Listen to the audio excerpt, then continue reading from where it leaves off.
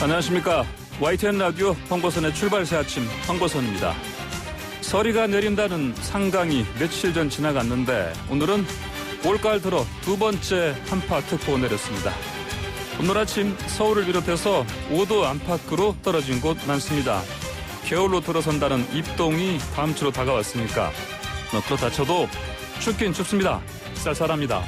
옷 따뜻하게 챙겨 입으셔야겠습니다. 어제 문재인 대통령의 시정연설 있었죠.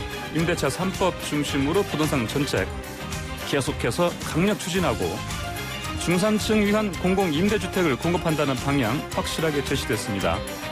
문 대통령은 지연되고 있는 공수처 출범, 공정경제 3법 개정도 촉구했습니다. 모두 여당과 야당이 첨예한 각을 세우고 있는 큰 이슈들이죠. 그런데 제1야당 지도부는 시정연설 전에 대통령과의 환담 자리에 오지 않거나 또는 오지 못했습니다.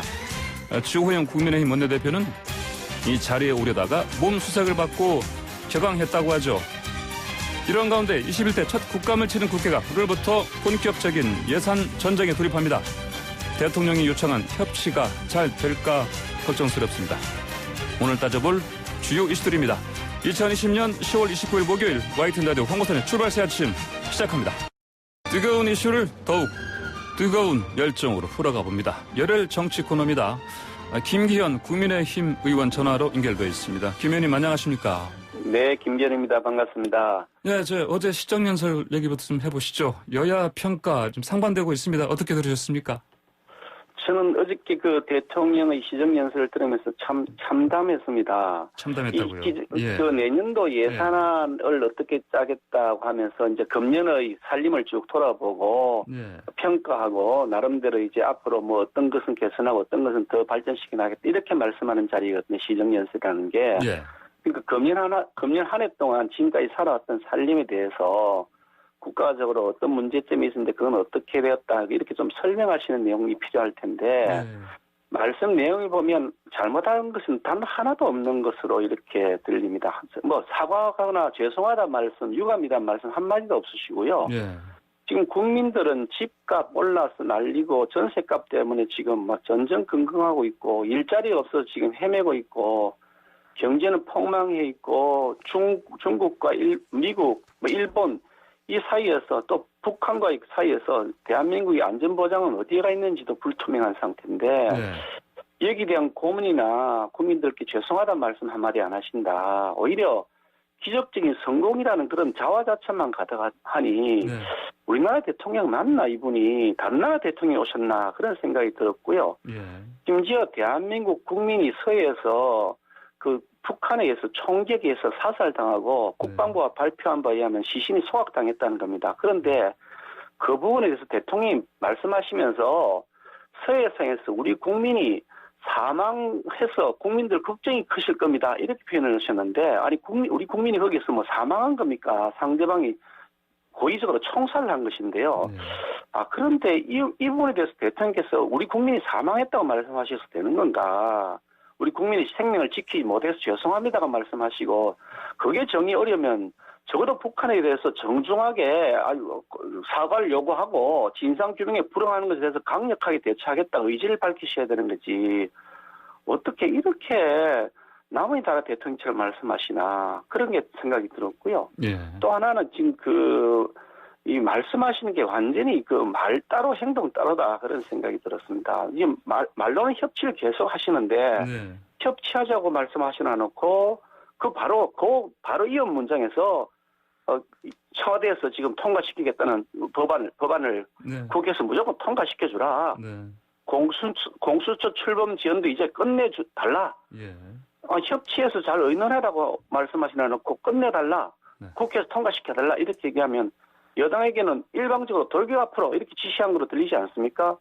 그래서 말 따로 행동 따르다. 야 어떻게 이렇게 다를 수가 있을까 앞뒤가 그런 생각이 들었습니다.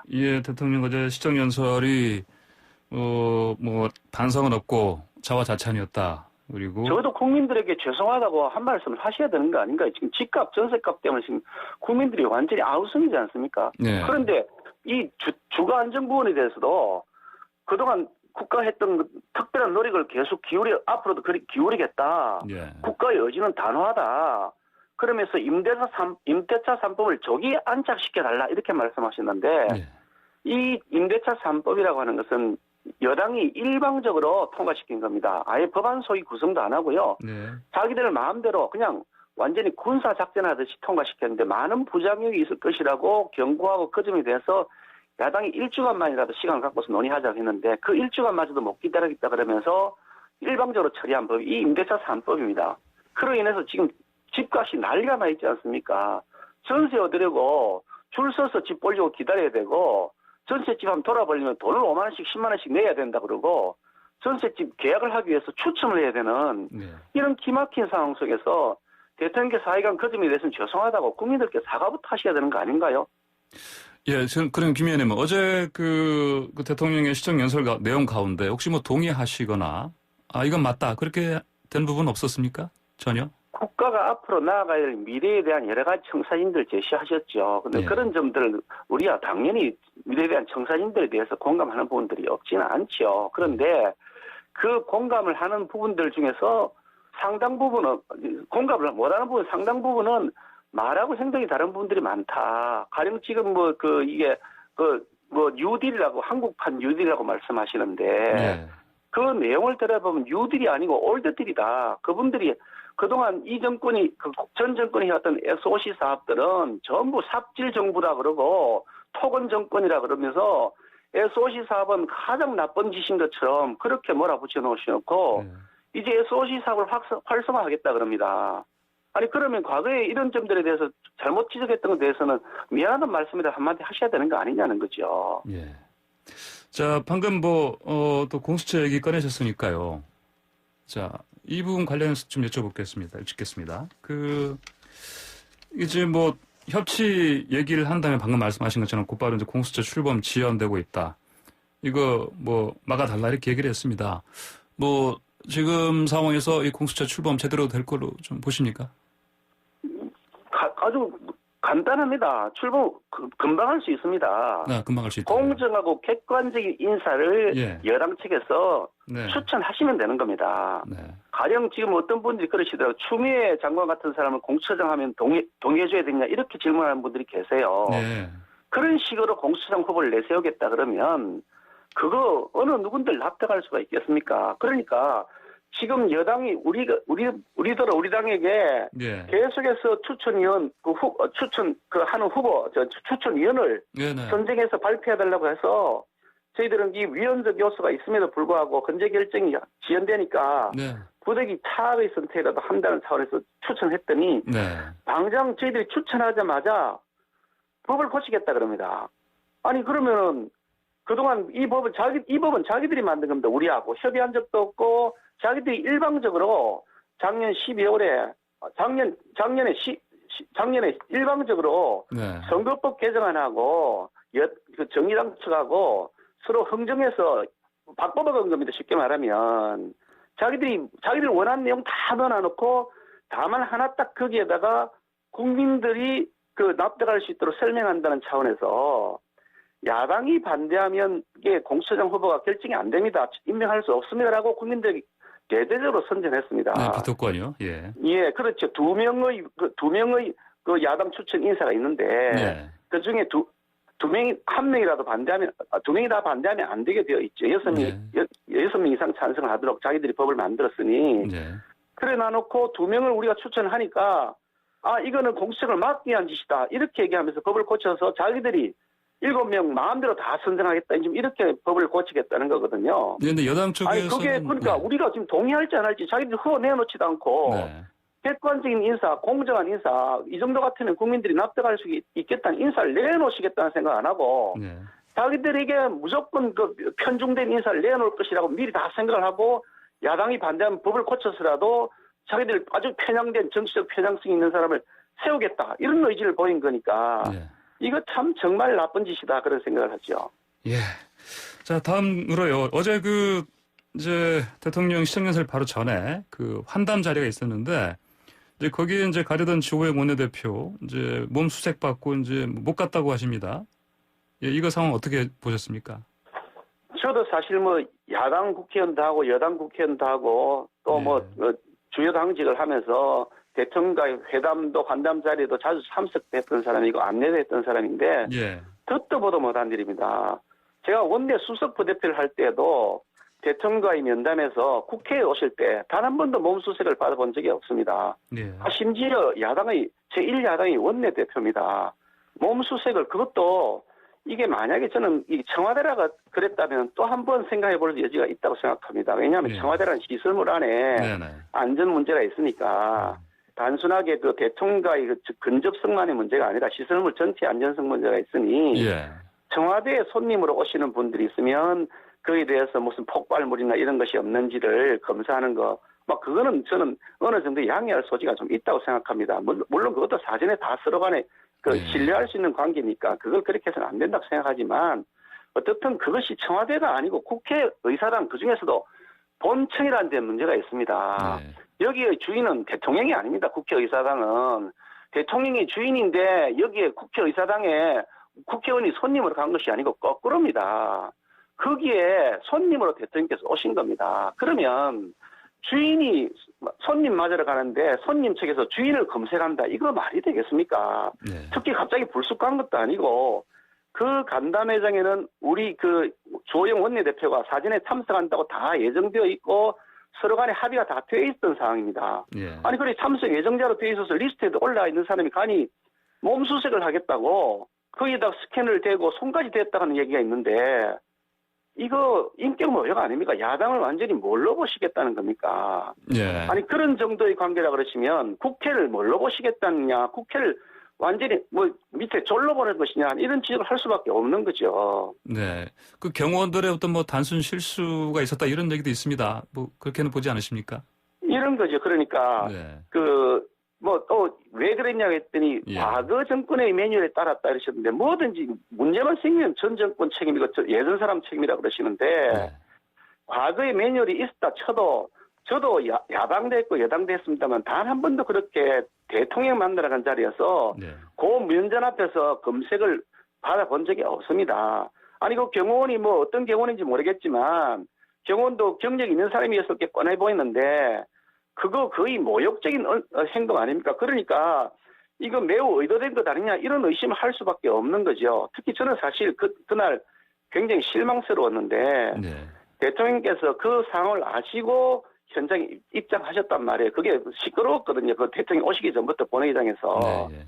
그럼 대통령께서 그 상황을 파악하셨으면 그 준비된 연설을 하시기 직전에 아마 그런 일이 있었다고 하는데 진상을 파악해보고 시정 조치가 필요하면 하겠습니다. 양해를 바랍니다라고 한 말씀 하시면 네. 그렇게 말씀하시면 얼마나 대통령이 대인다워 보이십니까? 그런데 뭐 어떻게 그 상황에서 대통령은 계속해서 야당 의석을 쳐다보고 계셨습니다. 그 시선을 저는 빤히 쳐다보면서 왜 야당 의석을 계속해 주시해서 쳐다보실까? 그런 의문을 저는 가졌습니다. 이게 도대체 예. 대통령께서는 이 상황에 대해서 잘못한 것이 하나도 없다고 인식하시는 것이냐 하는 생각이 들었습니다. 예, 예. 자, 뭐 어제 그 시정연설이라는 게 원래 이제 아까 말씀하신 것처럼 올해 뭐 살림살이 어땠다 설명하고 내년에 이렇게 하겠다 어떤 설명하고 이제 예산안 처리 잘해달라 이런 자리 아닙니까? 근데 이제 어떻습니까? 그럼 이런 상황에서 이른바 이제 지금부터는 뭐 여야 이제 그 예산 전쟁이 돌입한다 이런 얘기를 하는데 뭐 잘 될 것 같습니까? 예산안 처리가 내년도 거. 사실 저는 그 예산 전쟁이라는 용어에서 전쟁이라는 용어를 고쳐야 된다고 생각합니다. 예산은 예. 전쟁하지 않습니다. 예산은 네. 심사하는 것이고 예. 뭐 국회에서 일어나는 여러 가지 논쟁들을 전부 정쟁이라는 용어를 붙이는 것에 대해서 저는 굉장히 불만스럽습니다. 예. 원래 국회는 여야가 서로 거기에 토론을 벌이고 네. 서로 간에 자신의 주장을 펼치도록 만들어 놓은 것입니다. 그런데 거기에서 자신의 주장을 펼치고 토론을 뭐 치열하게 하면 그걸 정쟁이라 그러면 예. 그럼 국회가 필요 없죠. 뭐 청와대 비서실만 있으면 되죠. 네. 그러니까 예산이 전쟁은 아니고요. 네네. 예산에 대한 심사를 하게 될 텐데 네. 제일 큰 문제는 엄청난 재정 적자입니다. 문재인 대통령께서는 과거 야당 대표 시절에 박근혜 정부에게 40% 국가 그 채무 비율 예. 40%를 넘어서면 나라가 망한다고 절대로 넘겨서는 안 된다고 뭐 엄청나게 강력하게 경고하시고 말씀하셔놓고 지금 대통령이 되시자마자 폭증했습니다. 채무 비율이 금년에 벌써 국가 채무 비율이 43.9%고요. 내년도 국가 채무 비율 무려 46.7% 이릅니다. 이게 폭발적으로 증가하고 있는데 결국 지금 당장은 이제 일종의 모르핀이죠. 지금 당장 아프니까 뭐 몰핀 이거 마약을 얻어가지고 주사하면 지금 당장은 진정이 되겠죠. 그런데 그 빚을 누가 갚을 거냐는 겁니다. 우리 후세들이 갚아야 될 텐데 예. 후세들에게 선조들이 얼마나 원망을 받겠습니까? 나쁜 선조들이라고. 그래서 국가 채무 비율을 지키기 위한 노력은 정말 절체절명의 과제인데 국가 채무 비율을 통제하기 위해서 재정 준칙을 만들자고 야당이 아무리 얘기해도 소식도 없습니다. 들은 척도 안 합니다. 재정 준칙을 만들겠다는 데서 여당이 오히려 극력 반대하고 있습니다. 그러니까 국가 채무 비율을 자기들 마음대로 늘려도 되겠다. 뭐 174석이 되니까 마음대로 하겠다. 일방적으로 독주하겠다는 의사 표시로 보이는데 이번 예산안 심사 과정에서 결국은 불필요한 예산을 드러내고 네. 최소한 과도한 그런 비용들이 많이 있습니다. 마구 나눠주는 예산들이나 네네. 불필요한 공무원 대폭 증가시켜서 인건비 마구 지출하는 것이거나 이런 것들을 걷어내고 네네. 정작 필요한 곳에는 더 많이 소상공인들, 서민들 이런 분들에게는 더 많이 지원하는 방식으로 예산의 조정이 대규모로 이루어져야 된다고 봅니다. 예, 알겠습니다. 오늘 말씀 여기까지 듣겠습니다. 감사합니다. 감사합니다. 네, 지금까지 김기현 국민의힘 의원이었습니다. 네, 여론조사의 모든 것을 샅샅이 속속들이 알고 있는 이 남자.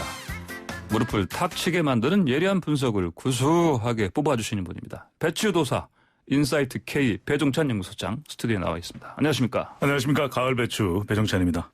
아, 가을 배추. 네, 그러셨군요. 예. 자, 가을 배추 도사님. 네. 네. 자, 예산, 국회 앞두고 어제 문재인 대통령 시정연설 있었는데, 빅데이터 상에서 뭐 반응이 좀 어땠습니까? 보통 시정연설 관련된 내용으로 네. 꽉 차 있어야 되는데, 네. 지금 또 이 신원 검색, 네. 이 해프닝이 또 크게 한 자리를 차지하고 있습니다. 오히려 네. 시정연설보다 예산국회 앞두고 550조가 넘는 이제 내년 정부 지출에 대한 계획을 국민들에게 국회에서 알리는 자리거든요. 예. 근데 이제 사전 한 다음에 주호영 원내대표 신원 검색 문제 관련 항의가 이어지면서 네. 본회의장에서 대통령 연설 직전까지 고성이 네. 계속되는 상황이 발생했습니다. 대통령 시정연설은 정치적인 내용보다는 대부분 이제 경제 관련 상세한 설명을 하는 것이고요. 예. 빅데이터 분석 도구인 소셜 매트릭스 인사이트에 시정연설을 검색어로 입력을 해봤습니다. 네. 뭐 관련된 연관어들입니다. 국회 그리고 이 시정연설을 한 사람이 이제 문재인 대통령이고 예산안, 예산, 경제, 방역. 예. 그래서 이 코로나 방역과 경제 반등이 상당히 강조됐고 위기에 강한 나라를 만들겠다라는 것이 네. 핵심이었거든요. 근데 10번째에 주호영 국민의힘 원내대표가 등장합니다. 네. 그러니까 이 내용까지 포함이 되다 보니까 네. 이 감성 분석, 일종의 평판 분석인데 예. 상당히 좀 초반에는 긍정적이었다가 점점 부정적인 내용, 이건 관련되는 사안들이 네. 긍정적인지 부정적이냐인데 네. 감성 분석을 해보면 이 32%는 긍정, 예. 네, 29%는 부정. 예. 근데 이제 시정연설 특성상 주로 이제 경제 관련 이슈는 이 긍정 부정으로 잘 안 나눠집니다. 그러니까 네. 중립적이다가 약 한 40%로 예. 가장 많았습니다. 네네. 이게 보면은 이제 방금 전에 하시는 국민의힘 김기현 의원과 전화 통화해서 어제 그 시정연설에서 얘기를 나눠봤는데 한마디로 뭐 사실 제1야당 대표를 뭐 무시한 거다, 기본이 안 돼 있다, ABC가 안 돼 있다 이런 식으로 이제 비판하셨거든요. 네. 아무래도 이런 부분도 뭐 이렇게 빅데이터 상에 좀 잡히지 않았겠습니까? 네, 영향을 예. 줄 수가 있습니다. 그러니까 예. 시정연설이면 주로 이제 한국판 뉴딜 네. 그리고 예산의 규모 이런 부분에 사실은 좀 집중이 됐었어야 되는데 예. 야당의 이 평가는 아니 다른 거 다 떠나서 어떻게 원내대표를 무시할 수가 있느냐, 제1야당인데 이 내용이 또 상당히 이 비등하게 등장하면서 대통령의 시정연설에 영향을 주는 결과로 나타났는데 보통 이제 예. 이 시정연설 때문에 상당히 좀 시끄럽기도 합니다. 네. 이제 국민의힘이 또 과거 이 여당 시절에는 야당이었던 민주당에서도 예.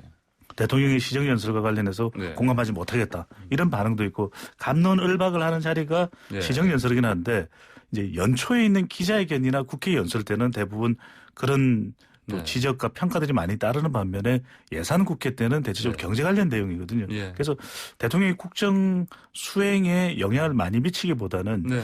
주로 이제 중립적인 내용으로 나타나는데 앞으로 이제 중요한 건 한국판 뉴딜. 예. 이 경제 활성화 대책은 긍정적으로 반응이 되고 있는 반면에 예. 전월세 관련해서 문재인 대통령이 전세가 잡겠다. 예. 이게 서울에 집중이 되거든요. 그래서 예. 서울도 중요한 연관으로 떠올랐습니다. 그래서 대통령이 강한 의지가 나타나는데 향후 부동산 시장이 어떻게 되느냐에 따라서도 평가에 영향을 받을 것으로 보입니다. 예. 그러면 이제 이게 당연히 문 대통령의 국정 수행 평가에도 영향을 주지 그렇죠. 줄 수 있습니다. 앞서 말씀드렸던 대로 예. 많은 영향을 주지는 않겠지만 이 경제와 관련해서 이게 적절한 예산이냐. 네. 또 하나 이제 대통령이 언급했던 것 중에서 부동산 잡겠다라고 네. 이야기한 부분 요즘 제일 관심이 많이 가는 것이 내가 홍남기다. 네. 지난주에도 말씀드렸는데 부동산 가격이 어떻게 되냐. 그래서 심지어는 이 9억 이하의 경우에는 재산세도 인하할 가능성이 상당히 높게 점쳐지지 않습니까? 네. 네. 이 부분도 상당히 이제 평가가 있는 영향을 받을 것으로 보입니다. 예. 이제 저 국정감사 21대 첫 국정감사가 뭐 사실 다 끝난 거나 마찬가지 아니겠습니까? 예. 오늘 이제 운영위 정도만. 그러니까 돼 있습니다. 운영위원회는 사실 뭐 그 저쪽이 아니니까요. 정책부처가 아니니까. 그러면 그 정당 지지율에도 어떤 국민들의 평가 나옵니까? 네. 근데 이번 국정감사 끝나고 나서 참 독특한 반응이 보통은 네네. 좀 화제가 됐던 장면들을 이야기를 많이 할 텐데 네. 대부분 윤석열 총장 이야기를 많이 합니다. 어허. 화한 예. 이야기를 많이 하고. 화환이요. 웬 대검찰청 서초구 예. 대로변에 화환이냐 이런 이야기까지 나오는데 네. 국회에 대한 평가는 긍정보다는 좀 부정이 많은 것 같습니다. RN서치가 데일리안의 의뢰를 받아서 지난 25일, 26일 실시한 조사인데 전국 예. 1,032명 무선 RDD 자동응답 조사 표본오차 95% 신뢰 수준 플러스 마이너스 3.1%포인트 응답률 네. 5.7% 자세한 사항은 중앙선거여론조사 심의위원회 홈페이지에서 확인 가능합니다. 어느 정당을 지지하는지 물어봤는데요. 예. 더불어민주당 30.6%, 네. 국민의힘 24.9%, 이 더불어민주당이 5%포인트 이상 앞서는 결과인데 예. 두 정당 모두 한 주 전보다 지지율이 내려갔습니다. 예. 조사 기간마다 정당 지지율이 다르긴 한데 예. 그래도 이게 국정감사 때 주목을 많이 받거든요. 네. 그런데 올해도 국민 기대에 충분히 부응하지 못한 결과로 이해할 수밖에 없는데 택배 문제는 나름 해결책이 제시되었었습니다. 그래서 이제 네네. 앞으로 환경도 개선된다. 네. CJ 대한통운, 한진택배 모두. 근데 여야 정쟁의 모습이 그 외에는 네. 더 많이 노출되는 특히 이제 22일 네. 대검찰청 23일 네. 새벽 1시까지 이어졌죠. 예, 이게 예. 아마 크게 달했던 네. 모습으로 보이는데 이걸로 인해서 좀 국민들이 많이 실망한 것으로 보입니다. 사실 방금 전에 또 그 김기현 국민의힘 의원 전화 네. 연결했을 때도 언론에서 자꾸 뭐 전쟁 또 예산 뭐 전쟁이다 또는 뭐 또 네. 이제 뭐 정쟁이다 전세 전쟁. 이런 표현 쓰지 말아달라. 이게 저 어떤 국회가 토론하는 자리고 국정감사 현장에서 사실은 이것도 따져보는 자리인데 네. 뭐 이런 걸 무조건 이렇게 뭐 정쟁으로 몰아붙이면 뭐 그건 아닌 것 같다 이런 그 모든 식으로 걸 뭐 다른 탓으로 돌리는 게 얘기하셨거든요. 아니라 오히려 네.